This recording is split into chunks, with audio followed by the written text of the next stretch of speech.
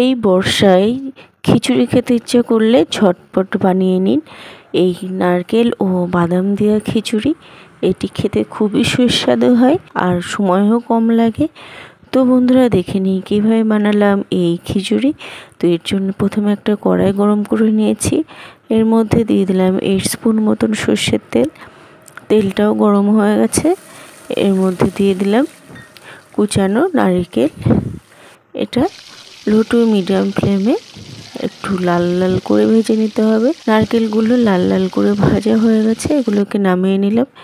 এরপর এর মধ্যে কিছু দিয়ে দিলাম বাদাম, এগুলো একটু লাল লাল করে ভেজে নিয়েছি। এবার এগুলোকেও আমি নামিয়ে নেব। এরপর একই তেলের মধ্যে আমি দিয়ে দিলাম 400 গ্রাম মতন চাল। আমি বাড়িতে ব্যবহার করা চালই নিয়েছি, আপনারা এখানে গোবিন্দভোগ চাল নিতে পারেন। তারপর দিয়ে দিলাম 400 গ্রাম মতন মুগ ডাল। যতটা পরিমাণ চাল নিতে হবে তার ডবল ডাল নিতে হবে, তাহলে খিচুড়ির টেস্টটা খুবই দারুণ হবে। তো চাল ও ডাল ভালোভাবে একটু লাল লাল করে ভেজে নেব। এটা ভাজা হয়ে গেছে, এবার নামিয়ে নিলাম। এরপর একটা পাত্রে আমি জল গরম করতে বসিয়েছিলাম। জলটা গরম হয়ে গেছে, এর মধ্যে দিয়ে দিলাম ভেজে রাখা চাল ও ডাল, আর দিয়ে দিলাম স্বাদ অনুযায়ী লবণ 1 চামচ, আর 1 চামচ হলুদ গুঁড়ো। এবার ভালোভাবে চাল ও ডাল, লবণ, হলুদ ভালোভাবে মিশিয়ে নিলাম।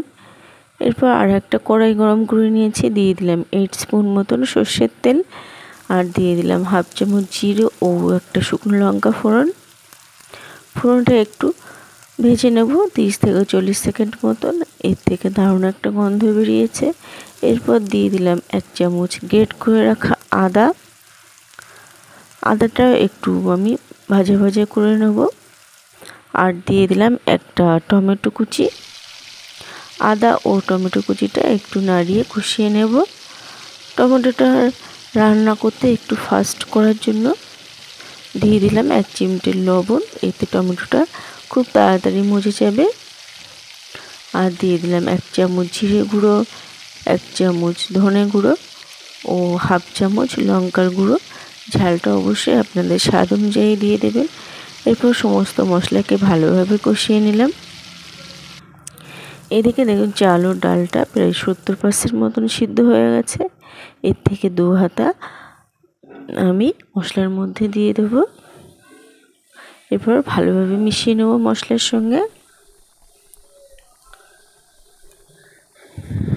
এবার এটাকে নামিয়ে নেব, আর সিদ্ধ চাল ও ডালের মধ্যে ফোড়নটা দিয়ে দেব। এবার ভালোভাবে একটু মিশিয়ে নেব। এর মধ্যে এবার দিয়ে দেব ভেজে রাখা নারকেল ও বাদাম, আর একটু ভালোভাবে মিশিয়ে নিলাম। এবার এটাকে আমি রান্না করে নেব 10 মিনিট মতন। এরকম অনবরত নাড়িয়ে চাড়িয়ে খিচুড়িটা রান্না করতে হবে, না হলে কিন্তু নিচ থেকে লেগে যাওয়ার সম্ভাবনা থাকবে। তো খিচুড়িটা একটু নাড়িয়ে চাড়িয়ে ভালোভাবে রান্না করতে হয়। তো প্রায় হয়ে এসছে দেখুন।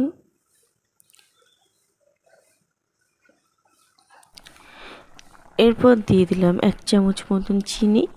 চিনিটা দিলে স্বাদের ব্যালেন্সটা ভালো হয়। আর দিয়ে দিলাম 1 চামচ গরম মশলা গুঁড়ো। আরও 5 মিনিট মতো রান্না করে নিলাম।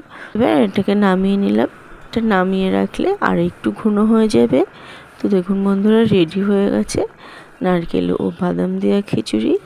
এটি খেতে খুবই সুস্বাদু হয়, একবার বাড়িতে বানিয়ে দেখতে পারেন।